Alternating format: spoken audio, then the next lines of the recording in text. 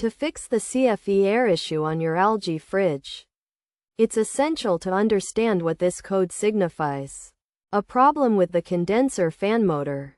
Several factors can cause this issue, including a malfunctioning condenser fan motor, a jammed fan blade, or a defective printed circuit board. To resolve the problem, start by removing the back cover of the fridge to locate the condenser fan motor. Check the airflow and inspect the fan blade for any blockages. If the fan is not running, try spinning it manually to jump start it. If the fan resumes working, the CFE issue may be resolved. Additionally, inspect the printed circuit board by locating it and checking the connector to ensure it is securely linked to the condenser fan motor.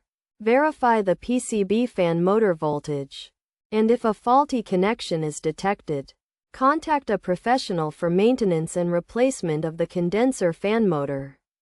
By following these steps, the CFE air issue on the algae fridge can be effectively addressed.